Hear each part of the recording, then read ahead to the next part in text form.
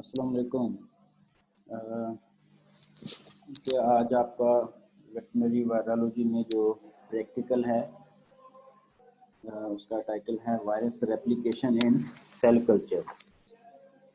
तो आज से पहले हमने सेल कल्चर की टाइप्स, सेल कल्चर को कैसे हम डेवलप करते हैं, प्रोड्यूस करते हैं लैब में, प्राइमरी सेल कल्चर कैसे होता है, सेल लाइन को कैसे ग्रो करना है, cell growth as such cell culture medium में कैसे होती है, मोनोलेयर कैसे फॉर्म होती है, फिर उसकी जो है हार्वेस्टिंग के सेल को कैसे हम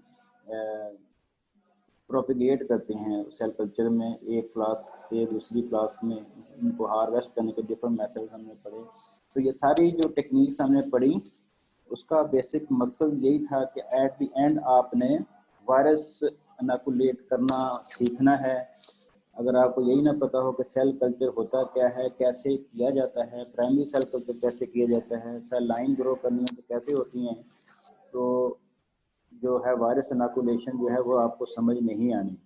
ठीक है, तो होपफुली आप लोगों ने प्रीवियस लेक्चर जो हैं वो सुने होंगे और आपको अंडरस्टैंडिंग है कि सेल कैसे ग्रो करते हैं। तो एनीवेज, जब आप वायरस इनोकुलेट करते हैं सेल कल्चर में तो वायरस सेल इंटरेक्शन होता है। वायरस जो है वो अपने सेल की मेम्ब्रेन के साथ अब्जॉर्ब होता है, उसके साथ अटैच होता है, फिर वो पेनिट्रेट करता है और फिर वायरस का एक साइकिल जो है वो सेल में चलता है और वायरस प्रोजेनी जो है वो फिर सेल को रप्चर करके सेल के बाहर आती है। वो जो सेल से वायरस बाहर आ रहा है उसको हम कहते हैं वायरस यील्ड, वायरस प्रोजेनी। तो उसमें कहते हैं कि कोई ऑलमोस्ट 10 to 100 टाइम्स वायरसेस जो हैं वो प्रोड्यूस होते हैं। अगर एक सेल पे एक वायरस पर अगर अटैच हो तो एक सेल से तकरीबन 10 से 100 टाइम्स जो हैं वो वायरस की जो अमाउंट है पार्टिकल की वो इंक्रीज हो जाती है। ये रफ एस्टिमेशन है। तो इसमें इम्पोर्टेंट होता है कि जब आप वायरस को सेल कल्चर में लगा रहे हैं तो आपको आइडिया हो कि आपकी वो सेल कल्चर की जो फ्लास्क है उसमें जब मोनोलेयर फॉर्म होती है तो अप्रॉक्सीमेटली नंबर ऑफ सेल्स कितने होते हैं पर ml। ठीक है, तो उससे आप मल्टीप्लिसिटी ऑफ इन्फेक्शन यानी कि नंबर ऑफ वायरसेस पर सेल डिटरमिन कर सकते हैं और इसकी एक सिग्निफिकेंस है। उससे आप आइडिया लगा सकते हैं कि आप कितना वायरस लगाएंगे तो कितना उसके बाद प्रोपिगेशन के बाद फ्रॉम ए गिवन क्लास कितने वायरस पार्टिकल्स आपके पास होंगे।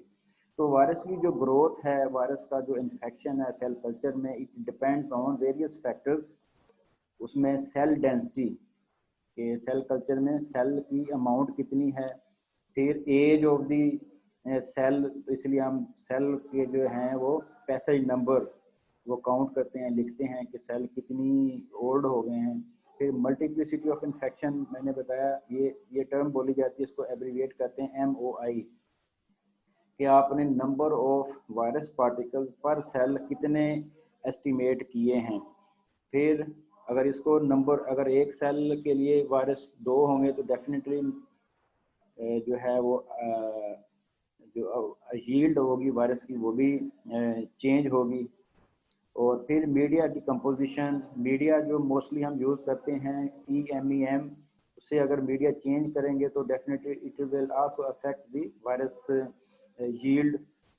फिर सेल टाइप, प्राइमरी सेल हैं, सेल लाइन हैं, फिर उनका भी सोर्स क्या है, कौन सी स्पीशीज़ हैं, आया वो वायरस जो आपका वायरस ऑफ इंटरेस्ट है उसके लिए कितना वो सूटेबल है, उसकी क्या वायरस उसको उतना ही ज़्यादा इन्फेक्ट करता है जो उसका नेचुरल होस्ट अगर उसमें इन्फेक्ट करें।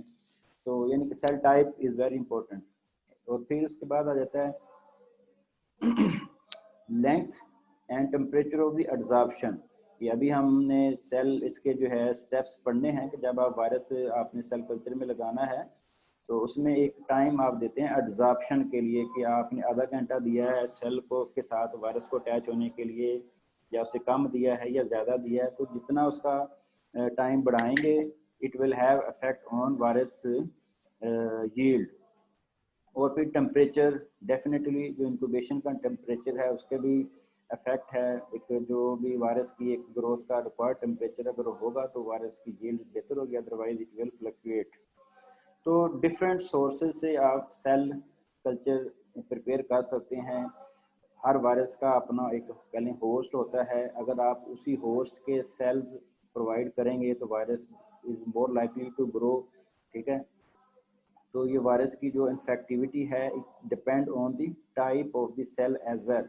तो मोस्टली आज के दौर में most of the viruses, unless के कोई नॉवल वायरस आ जाए जैसे कोरोना वायरस आ गया है, तो most of other known viruses उनकी जो सेल कल्चर्स हैं वो ऑलरेडी डिटरमिन्ड हैं, पता है कि कौन सा वायरस किस सेल कल्चर में अच्छा ग्रो करता है। तो आप वो इंफॉर्मेशन लेके अपनी जो है वो काम स्टार्ट कर सकते हैं।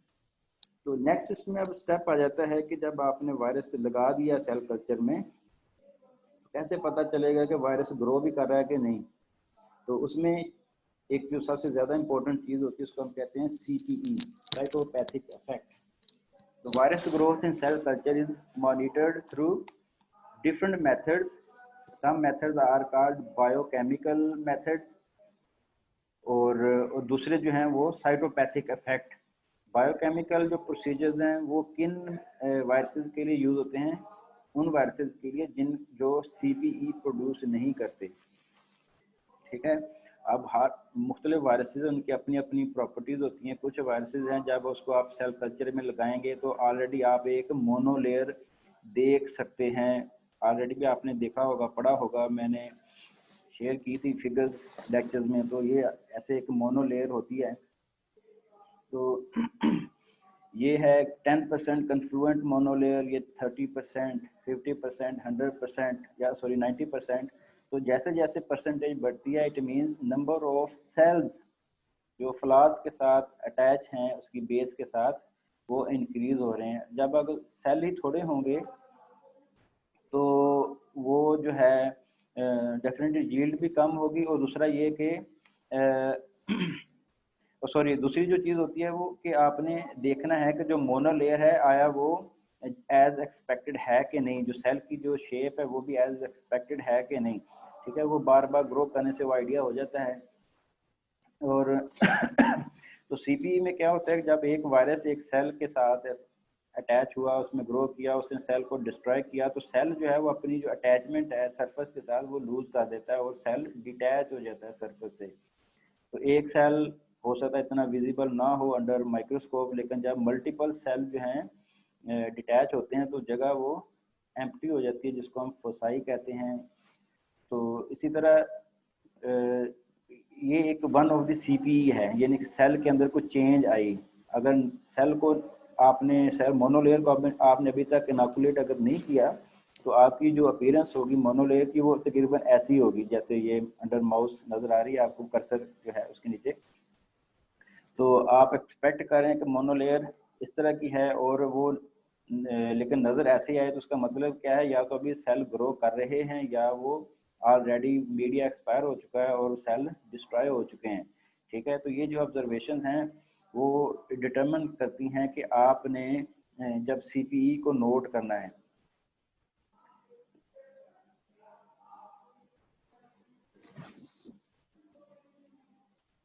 तो CPE क्या है, साइटोपैथिक इफेक्ट्स, जो अब नॉर्मल चेंजेस जो सेल की शेप में उसकी कन्फर्मेशन में आती हैं उनको हम CPE कहते हैं। इनकी डिफरेंट टाइप्स हैं CPE की भी।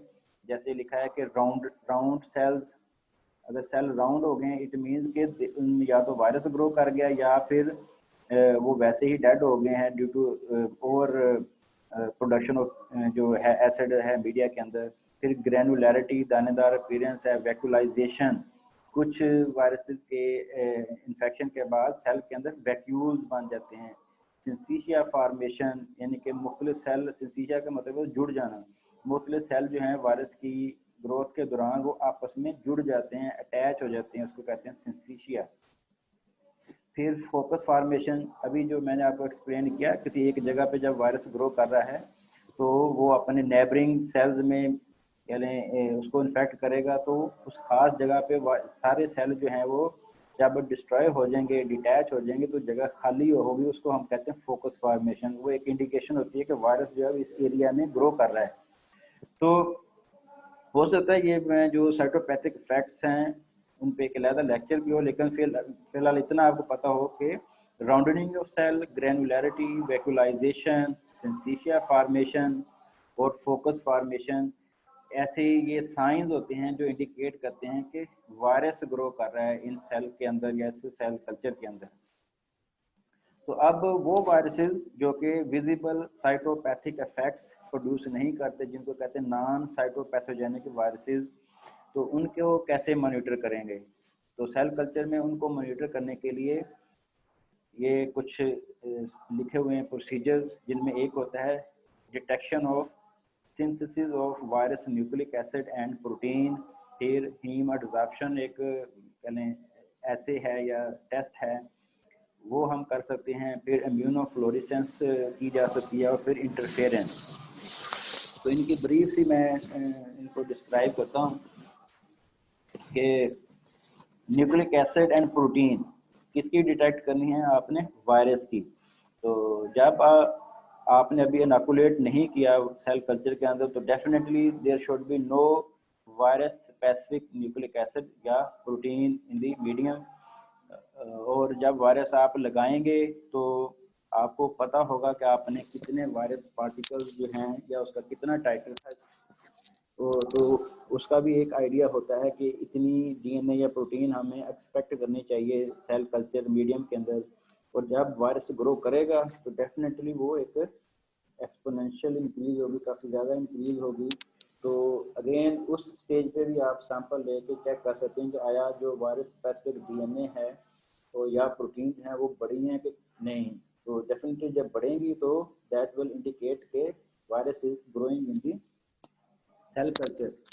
तो एक जो मेथड है ये ऐसे हो जाएगा। फिर हीम एडजॉर्प्शन में क्या है कि जो वायरस इन्फेक्टेड सेल होते हैं, वो वायरस ने जब बडिंग के प्रोसेस से सेल से बाहर आना है, तो उसकी जो प्रोटीन्स हैं या वायरस बजाते खुद भी सेल मेम्ब्रेन में इंसर्टेड होता है, तो वो वायरस इन्फेक्टेड सेल जो हैं they can attach with RBCs. ठीक है, आरबीसीज के साथ जो अटैच होने की प्रॉपर्टी है इसको कहते हैं हीम एडजॉर्प्शन। तो ऐसे वायरसेस जो कि सीपीई प्रोड्यूस नहीं करते, तो उनके लिए फिर अगर वो वायरसेस आरबीसी के साथ अटैच हो सकते हैं, उनमें ये प्रॉपर्टी है, तो फिर उनके सेल कल्चर में आरबीसीज कह लें ऐड किए जाते हैं। अगर वो अटैच हो जाए मेम्ब्रेन के साथ, सेल्स के साथ, तो वो भी एक इंडिकेशन होती है कि virus is growing in the cell culture. फिर अगेन इम्यूनोफ्लोरेसेंस एक टेक्निक है जिसमें एंटीजन एंटीबॉडी स्पेसिफिक रिएक्शन होता है। तो डेफिनेटली वायरस जब अगर मौजूद होगा तो उस वायरस के अगेंस्ट ऑलरेडी एंटीबॉडीज प्रोड्यूस करवाई जा सकती हैं एनिमल्स में इनोकुलेशन के बाद। और वो एंटीबॉडीज हैं उनको खास स्टेन जिनको फ्लोरेसेंट डाइज कहते हैं, इनके साथ एंटीबॉडीज को अटैच करवाया जा सकता है या कॉन्जुगेट करवाया जा सकता है। तो ऐसी एंटीबॉडी या कॉन्जुगेटेड एंटीबॉडीज या फ्लोरेसेंटली लेबल्ड एंटीबॉडीज जो हैं उसको आप जब सेल कल्चर में ऐड करेंगे, सेल्स के ऊपर पोर करेंगे, तो अगर वायरस होगा वो, तो वो एंटीबॉडीज उसके साथ अटैच हो जाएंगी। और ये जो उसके साथ फ्लोरेसेंट डाई लगी हुई है वो फ्लोरेसेंस प्रोड्यूस करती है, यानी कि colour, different colour light emit करेगी, जो कि अंडर फ्लोरेसेंट माइक्रोस्कोप फिर देखा जा सकता है। तो आप कह सकते हैं कि इम्यूनोफ्लोरेसेंस टेक्निक यूज करके उनकी जो ग्रोथ के अंदर उसको आप डिटेक्ट कर सकते हैं। फिर फाइनली एक जो टेक्निक है उसको हम कहते हैं इंटरफेरेंस के। कुछ वायरसेस हैं उनकी इंटरफेरेंस डिटरमिन्ड है, ऑलरेडी नोन है। तो अगर एक वायरस ऑलरेडी सेल के अंदर पहले उसने इन्फेक्ट कर दिया है, तो कोई दूसरा जो वायरस है नॉन वायरसेस वो उसको इन्फेक्ट नहीं कर सकेगा। तो इसको कहते हैं कि एक इंटरफेरेंस की एक वायरस की growth in a particular cell culture will inhibit the infection या attachment of the second virus. तो अगर ऑलरेडी कोई नॉन वायरस है, उसका पता है आपको ये इंटरफेरेंस का फिनोमेना एग्जिबिट करता है, तो कोई और दूसरा वायरस जिसके खिलाफ उसकी इंटरफेरेंस भी नॉन है तो वो ऐड करके चेक किया जा सकता है वायरस की ग्रोथ को। तो ये बहुत रेयरली करें वायरसेस में ये चीज़ होती है। मोस्टली जो है वो CPE ही देख के चेक किया जा सकता है कि अदर वायरस इज ग्रोइंग और नॉट। लेकिन क्योंकि इतने टाइप्स के वायरसेस हैं तो वो ये डिफरेंट जो मैकेनिज्म है इनको भी यूज़ किया जा सकता है। तो एनीवेज, अब मेन जो हमारा कह लें जो एक प्रोसीजर है जो आपको पता होना चाहिए, आपसे अगर पूछ लिया जाए कि ये कि फर्ज करें FMD वायरस है या कोई भी वायरस का नाम लिया जा सकता है कि how will you grow a particular virus in the cell culture, तो आप प्रोसीजर आपको पता होना चाहिए। ठीक है, अगर सिर्फ सेल कल्चर का पूछा जाए कि सेल कैसे ग्रो किए जाते हैं तो वो मैं ऑलरेडी कवर कर चुका हूँ, तो उसमें आपने फिर वायरस इनोकुलेशन का प्रोसीजर नहीं लिखना। तो ये चीज़ आई होप कि आपने अंडरस्टैंड की होगी कि वायरस सेल को ग्रो करना एक और स्टेप है। जब सेल ग्रो कर लिए, मोनोलेयर बन गई जैसे ये आपको इमेज में नज़र आ रहा है, फिर नेक्स्ट स्टेप आता है कि अब आपने इसमें वायरस इनोकुलेट करना है। तो वायरस इनोकुलेट करने के लिए पता हो कि आपका जो वायरस है वो किस सेल कल्चर में ग्रो करता है। तो इधर ये एक जो एग्जांपल दी गई आपके नोट्स में वो है BHK21 cells, baby hamster kidney cells. और ये जो सेल्स हैं एक सेल एस्टेब्लिश सेल लाइन है। Different type of viruses can grow in this cell line. तो इधर जो एग्जांपल दिया है EMC वायरस है, कोई एंसेफेलोमायोकार्डाइटिस वायरस, जो कि कोरोना वैरायटी से बिलोंग करता है। इसी फैमिली से बिलोंग करने वाला एक और वायरस है FMD virus, foot and mouth disease virus, जो एनिमल में है। तो अगर आपसे पूछ लिया जाए how will you grow FMD virus in BHK, तो आप जो है सेम मेथड लिख सकते हैं। तो इसमें ये जो मैंने हाईलाइट किए हैं एरियाज, इसको मैं एक्सप्लेन करूंगा प्रोसीजर के दौरान ही। तो सबसे पहले आ जाता है जी कि वायरस को इनोकुलेट करना है तो आपको चाहिए क्या क्या चीज़ें आपके पास हों। तो definitely an established cell culture laboratory. और उसके बाद फिर अब आपको चाहिए स्पेसिफिक सेल कौन से चाहिए, BHK21 सेल्स, और वो उसकी मोनोलेयर बनी हो, यानी ऑलरेडी आपने सेल ग्रो कर लिए हों किसी सूटेबल साइज फ्लास्क में। तो एग्जांपल में 25 सेंटीमीटर स्क्वायर फ्लास्क है, तो ये flask with BHK21 cell with monolayer form. ठीक है, उसके बाद फिर आपको चाहिए वायरस ऑफ इंटरेस्ट, जो कोई भी हो सकता है। और वायरस जो है वो अगेन उसकी एक प्रॉपर इसने डाइल्यूशन मेंशन कर दी है, तो ये अगेन चॉइस है आपके पास ऑलरेडी नॉन वायरस है या अपने सैंपल से अभी ग्रो करना चाहते हैं तो वो वेरी कर सकता है। तो उस वायरस को डाइल्यूट करना है आपने खास किस्म का मीडिया जिसको कहते हैं GLB, जेलेटिन लैक्ट एल्बुमिन हाइड्रोलाइसेट। तो मोस्टली वायरस को सेल कल्चर मीडिया में भी डाइल्यूट कर लिया जाता है, लेकिन ये प्रोटोकॉल है तो इसी को हम देखते हैं। फिर आपको चाहिए स्टीराइल फॉस्फेट बफर्ड सेलाइन या HBSS Hanks balance salt solution चाहिए आपको। स्टीराइल पाइपेट्स चाहिए और फिर मीडिया चाहिए आपको, मिनिमम एसेंशियल मीडिया। तो इसकी ज़रा कंपोजिशन जो है वो इम्पोर्टेंट है कि जब आपने वायरस ग्रो करना है तो उस वक्त EMEM मीडिया में जो फीटल बॉयंट सीरम है उसकी कंपोजिशन सॉरी कंसंट्रेशन जो है वो डिफरेंट होती है उस मीडिया से जिसके अंदर आपने सिर्फ सेल ग्रो करवाए हैं। तो नॉर्मली जब सेल ग्रो करते हैं तो मीडिया में FBS की जो परसेंटेज है वो तकरीबन 5 से 10% के करीब होती है।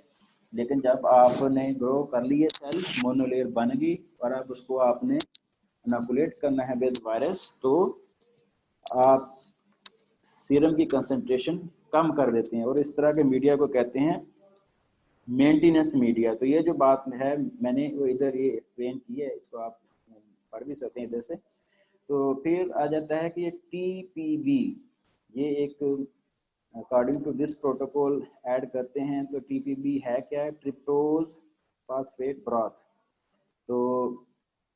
तो ये जो है ये भी 5% TPB ऐड करते हैं उसमें और उसके साथ फीटल बॉयंट सीरम। और फिर जब वायरस वायरस इनोकुलेट कर दिया, उसको कैसे मॉनिटर करना है वो प्रोसीजर में हम पढ़ेंगे। लेकिन फिर उसके बाद स्टेज आती है कि हार्वेस्ट करना, कि वायरस ग्रो कर गया है और उसको आपने अब हार्वेस्ट करना है। तो उसके लिए कुछ रिक्वायरमेंट्स हैं। सेंट्रीफ्यूज ट्यूबें चाहिए आपको, और ग्लास वायल्स होती हैं, 1 ट्रैम वायल, छोटी छोटी ट्यूब्स, जिसके अंदर आप अपना जो वायरस है सुपरनेटेंट उसको सेव करेंगे। तो ये जो चीज़ें हैं ये अरेंज करके, और एक एथेनॉल ड्राई आइस बाथ भी होता है, वो जो वायरस की जो सस्पेंशन है उसको क्विकली फ्रीज करने के लिए ये यूज़ होता है। Ethanol dry ice bath basically है क्या कि ड्राई आइस होती है, सॉलिड जो है वो कार्बन डाइऑक्साइड, तो गैस सॉलिड कब होगी, जब उसका टेम्परेचर इतना कम होगा, तो -196 या शायद इसके करीब करीब उसका टेम्परेचर होता है, यानी बहुत ज़्यादा कोल्ड होती है। तो उस ड्राई आइस के अंदर आपने एथेनॉल ऐड करना है। तो वो एथेनॉल जो है वो तकरीबन वो एक ऐसा मिक्सचर बन जाता है कि जिसका टेम्परेचर बहुत कम होता है, और उसमें कोई भी लिक्विड रखेंगे तो वो फौरन फ्रीज हो जाएगा। तो अब फर्दर इसका आगे यूज़ एक्सपेरिमेंट में आ जाएगा। तो एक्सपेरिमेंटल प्रोटोकॉल क्या है कि सबसे पहले आप देखेंगे जी, स्टेप है वायरस इनोकुलेशन। तो उसमें सबसे पहले क्या करना है कि आपने observe the BHK21 cells under microscope to make sure that the cells are healthy। तो मैंने आपको इमेज में दिखाया था पहले कि सेल्स जो हैं वो मोनोलेयर में होने चाहिए, वो अटैच्ड होने चाहिए। अगर सेल फ्लोट कर रहे हैं most of the cell, it means के सेल जो हैं वो हेल्दी नहीं है, वो ऑलरेडी डेड हो चुके हैं। तो this should be strictly adhere to the surface. उसके बाद आपने क्या करना है, जो मीडिया है उसको रिमूव कर देना है। मीडिया को रिमूव करने के बाद आपने उसको वॉश करना है विद PBS या HBS सोल्यूशन, ताकि जो मीडिया के जो भी है स्पेंट मीडिया के कंपोनेंट वो रिमूव हो जाएं। वॉशिंग के बाद, वॉशिंग किसकी हो रही है, मोनोलेयर ऑफ BHK21 सेल्स। तो उसके बाद नेक्स्ट स्टेप है कि add about 0.5 ml of 10⁻³ dilution of the virus. EMC ये है, ये वायरस है, इसमें कोई भी वायरस आप पहले ऐड करेंगे तो डाइल्यूटेड वायरस या अनडाइल्यूटेड वायरस कोई भी ऐड कर सकते हैं। लेकिन स्टेप क्या है कि मोनोलेयर को वॉश करने के बाद विद PBS आपने उसमें कोई 0.5 ml या 1 ml, बहुत ज़्यादा तो नहीं होगा वो फ्लूइड, जस्ट उतना ही 0.5 ml वायरस सस्पेक्टेड जो है आपके पास सैंपल, वो आप उसमें पोर कर देंगे। तो अब क्या होगा कि उसको फिर आपने इनक्यूबेट करना है at 37 degree centigrade for 30 minutes. तो अब ये जो स्टेप है इसको आप कहते हैं एब्जॉर्प्शन, या आपने 30 मिनट दिए हैं वायरस को to attach with the cells of the monolayer.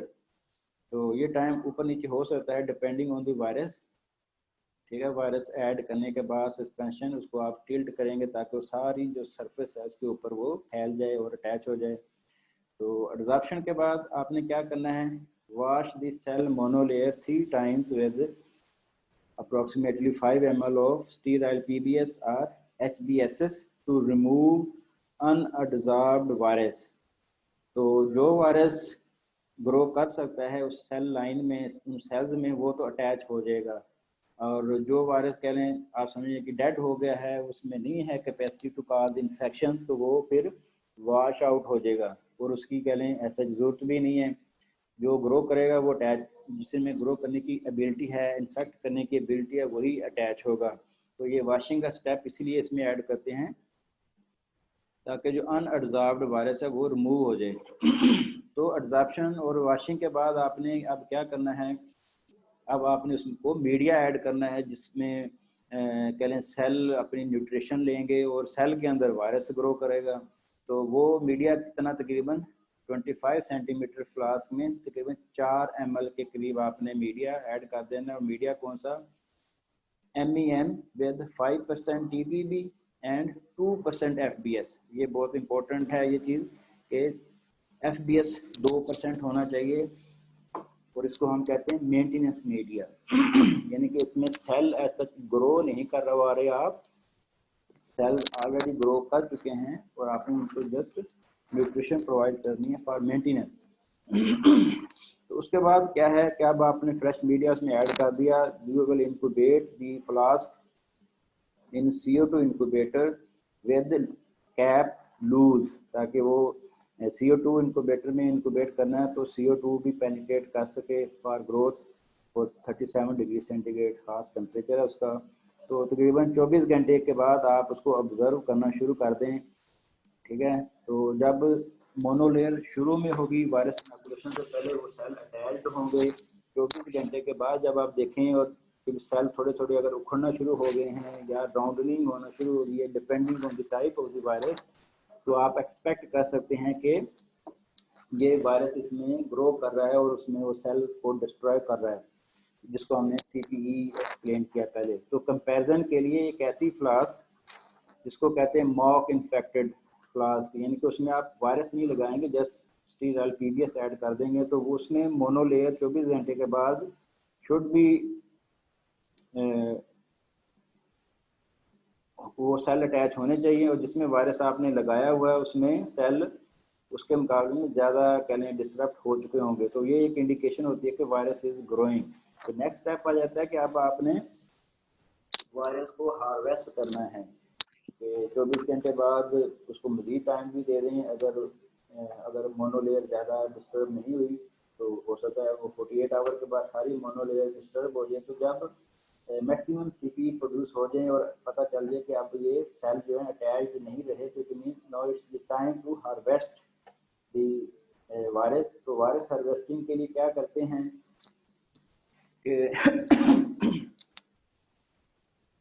कि वायरस वाला वो जो फ्लास्क हैं उसको फ्रीज कर देते हैं, या तो -70 डिग्री सेंटीग्रेड फ्रीजर है उसमें उसको फ्रीज कर दें, या फिर ऊपर जो मैंने बताया एथेनॉल ड्राई आइस बात उसके अंदर रखें फ्लास्क को। वो सारे सेल समेत जो है वो फ्लूइड जो है वो हो जाएगा फ्रोजन। तो फ्रोजन को फ्लास्क को जब आप अंडर टैप वाटर रखेंगे तो क्या होगा, वो पिघलेगा। तो इसको कहते हैं फिनोमिना को फ्रीजिंग एंड थाइंग। तो फ्रीजिंग एंड थाइंग से होता क्या है कि सेल जो थोड़े बहुत अगर क्या कहते हैं अभी इंटैक्ट हैं तो वो भी डैमेज हो जाते हैं, उनकी सेल मेम्ब्रेन डैमेज हो जाती है, उससे भी वायरस जो है वो रिलीज हो जाता है। तो मैक्सिमम करने के लिए वायरस की रिलीज फ्रॉम दी सेल्स ये फ्रीजिंग एंड थाइंग का स्टेप किया जाता है। और उसके बाद आपने क्या करना है, तो वो जो जितना भी कंटेंट है सेल कल्चर फ्लास्क में उसको कुछ 15-20 ml की जो सेंट्रीफ्यूज ट्यूब है उसके अंदर आप ऐड कर देते हैं, और सेंट्रीफ्यूज ट्यूब को फिर आप सेंट्रीफ्यूज करेंगे।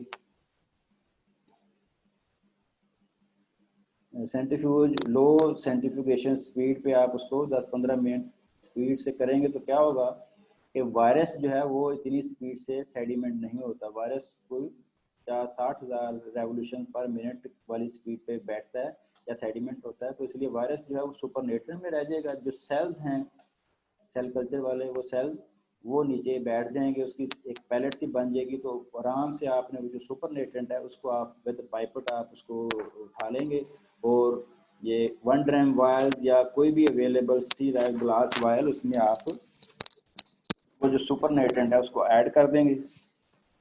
और उसके बाद वो जो वायल्स हैं उसको क्या कहते हैं उसको प्रॉपरली लेबल करने के बाद उसको आप -70 डिग्री सेंटीग्रेड पर रखेंगे। तो आम जो है कले टेम्परेचर हम यूज़ करते हैं फ्रिज में -20 के करीब होता है, तो वो शॉर्ट टर्म स्टोरेज के लिए तो ठीक है, लेकिन for long term storage of the virus जो है वो आपको -70 चाहिए होता है।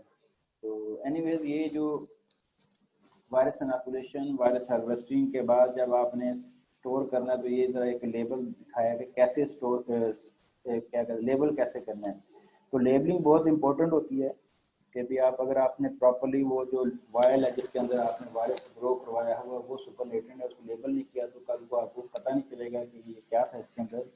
तो ये लेबलिंग को एक्सप्लेन किया उन्होंने थोड़ा सा कि वायरस पैसेज नंबर, वायरस का नाम और पैसेज नंबर मीन कि एक दफ़ा तो आपने सेल कल्चर में लगाया है, दूसरी दफ़ा लगाया है या तीसरी दफ़ा लगाया है, वो हिस्ट्री इंपॉर्टेंट होती है फॉर मैनी रीजंस। और फिर cell line use for passage वो इस केस में BHK 21 है, baby hamster kidney cell line है।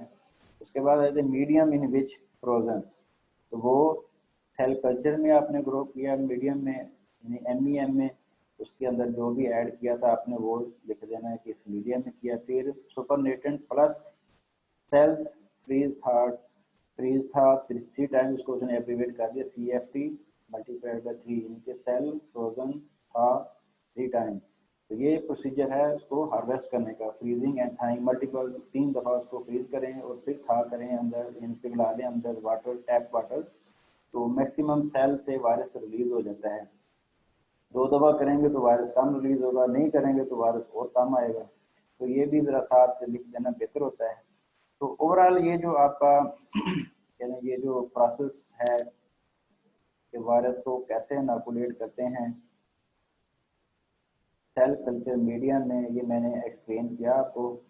तो होपफुली ये अगर आपसे एग्जाम में पूछ लिया जाए तो आप टू दी पॉइंट इसको लिखेंगे, ना कि था पहले सेल कल्चर प्रिपेयर करना शुरू कर दें और उसकी वो सारी डिटेल, क्योंकि उसके लिए आपको स्पेसिफिक कुछ पूछा जाएगा कि भी वायरस ग्रो करना है या सेल कल्चर की जो है वो बताना है कि कैसे सेल ग्रो होते हैं, प्राइमरी सेल कल्चर कैसे होता है या दूसरा। तो अब ये जो सेल्स हैं, ये सेल कल्चर फ्लास्क, जैसे अभी इंक्यूबेशन मैंने जस्ट आपको कंसेप्ट देने के लिए कि पहले ऐसे डिफरेंट टाइप की फ्लास्क भी हो सकती हैं, पेट्री प्लेट्स भी हो सकती हैं। कुछ एक्सपेरिमेंट के लिए आपको ये 96 वेल माइक्रो टाइट्रेशन प्लेट्स भी यूज़ करते हैं, मैंने और लेक्चर में दिखाया था। 12 वेल प्लेट्स भी यूज़ होती हैं इस तरह की। तो वो डिपेंड करता है कि क्या एक्सपेरिमेंट करना है। आगे चल के मैं आपको बताऊंगा वायरस की क्वांटिफिकेशन, जो नेक्स्ट लेक्चर होंगे, तो वायरस को क्वांटिफाई कैसे करते हैं। तो उसमें भी आप सेल कल्चर करेंगे, उसमें वायरस लगाएंगे और फिर उसमें ये जो होती हैं ये 96 वेल प्लेट्स नहीं यूज़ करते, उसमें 12 वेल कर लेंगे, 48 वेल कर लेंगे। तो डिफरेंट रिक्वायरमेंट्स होती हैं। तो ये सारा कुछ ये मैंने इमेज में आपको दिखा रहा हूँ। For some purpose, petri dishes can also be used, but plastics made specifically for cell culture. तो इस तरह की ये जो फ्लास्क हैं इनको इसको टिश्यू कल्चर फ्लास्क कहते हैं। तो आफ्टर वायरस इनोकुलेशन इसको आप ये जैसे मैंने दिखाया इसको इंक्यूबेट कर देते हैं CO2 इंक्यूबेटर में। तो ये जो इमेज है ये आपका कंसेप्ट बनाने के लिए कि सेल ना हो या थोड़े हों तो ऐसे नज़र आएंगे।